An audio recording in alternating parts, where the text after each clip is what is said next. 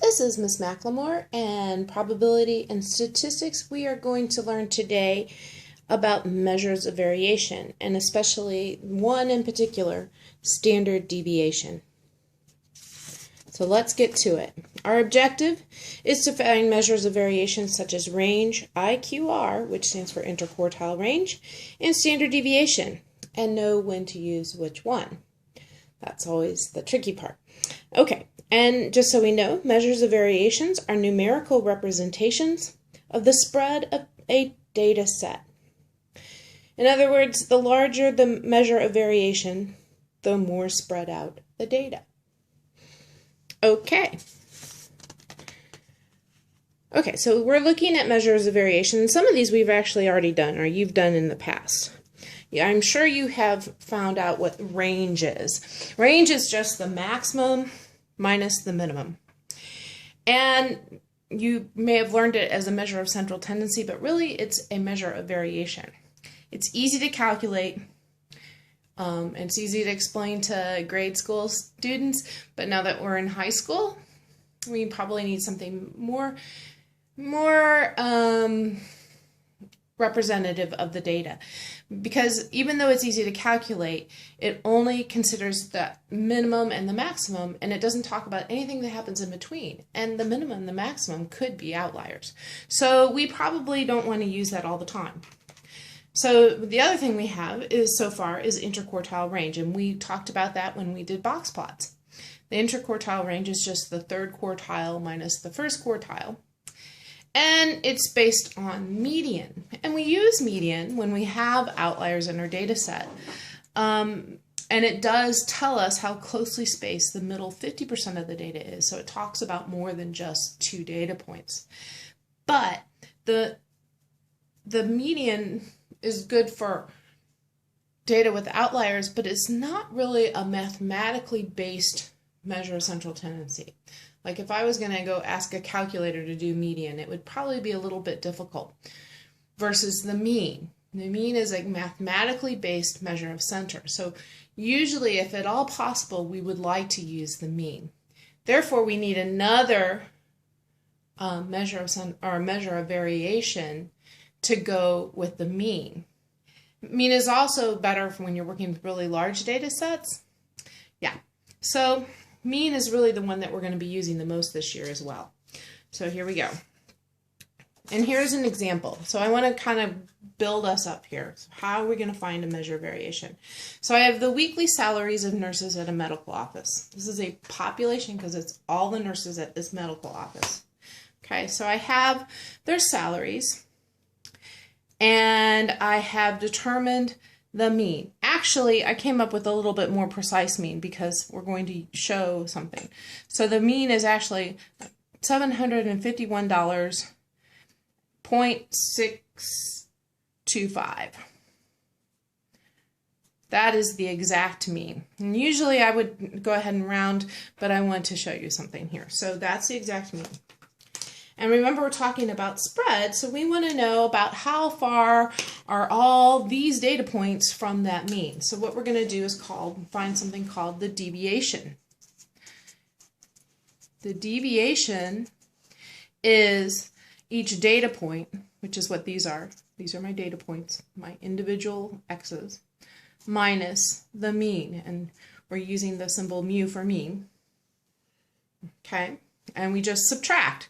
We take 774 minus 751.625, and I get 22.375. And so I'm going to keep doing this. Oh, that's a 5. And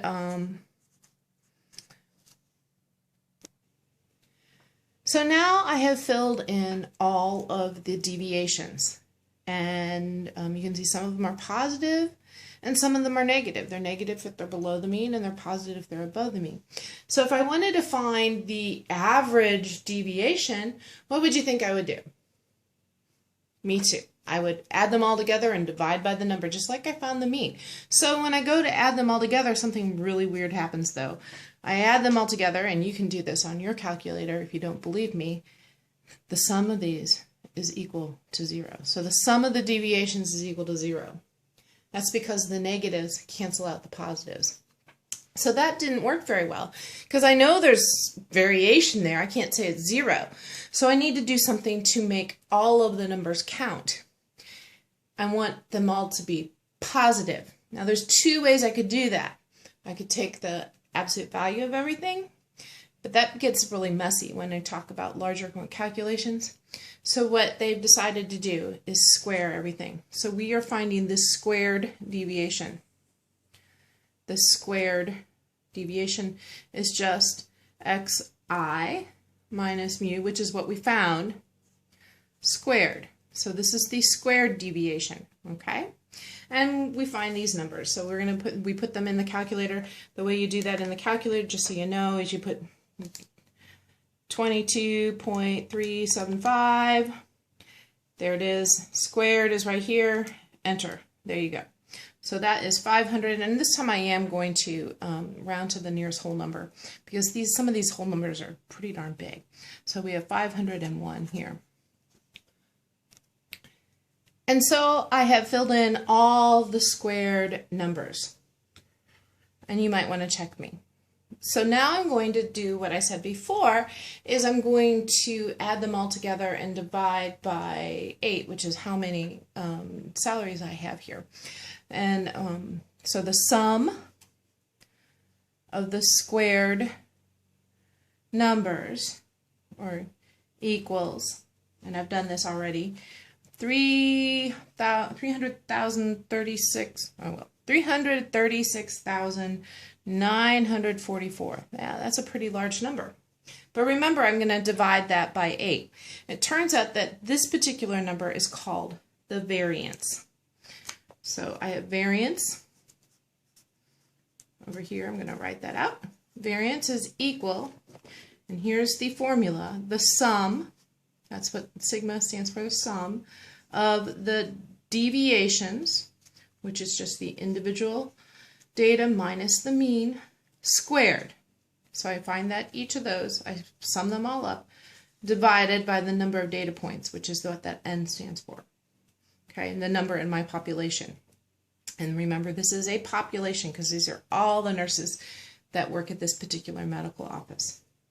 Okay, so I put in my numbers, 336,944 divided by 8, and I get 42,118. That seems really, really large. And the other thing about this is that because I squared this up here and I started with dollars over here, the units on this is $42,000 squared. Dollars squared. Now, I don't know about you, but I've never heard of squared dollars. I kind of wish I had. I wish I would make them, but I have never heard of them. So I don't think this, we really can't use this number. It doesn't make sense as an amount. So I need to do something to that number to bring it back to a unit that I know. So what are we going to do? We're going to square root the whole thing. And that's what we call the standard deviation. Standard deviation is and it is denoted by the Greek letter sigma. That's the little sigma, where this is capital sigma. And it is the square root of the sum of the deviations squared divided by n. So there you have it. Okay, so in our case, so all I'm doing is going to take this number and square root it.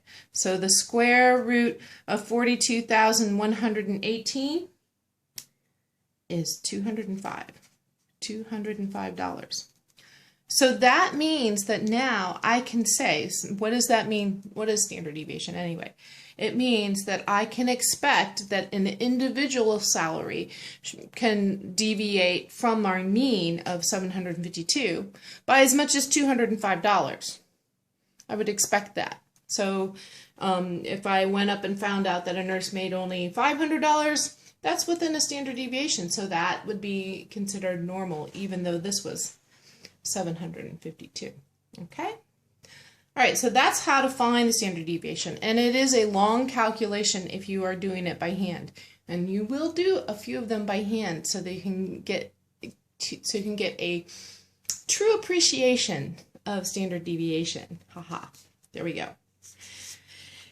Now, we have been talking about a population standard deviation. And this is with the mu as the mean and capital N is the number of entries or the amount in your population.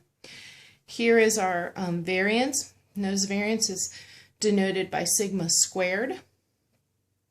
And then standard deviation is just sigma. So this is exactly what I had in the last page.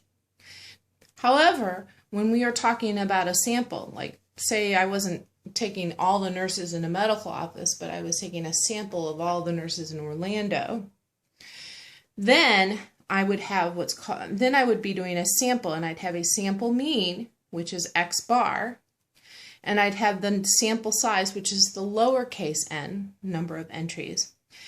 And notice that the formulas look a lot the same. The biggest difference is here.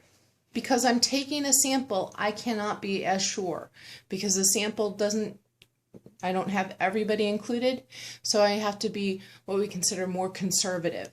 So we subtract 1 from our sample size before we divide. So in this case I used 8 because there were 8 salaries. This time I would use 7 if it were a sample. That is the only difference, and same thing goes for standard deviation. It's still just the square root of the variance, but with the sample, I am going to do n minus 1. I will give you several sample problems to do on Edmodo, so please check there, and I'll see you in class.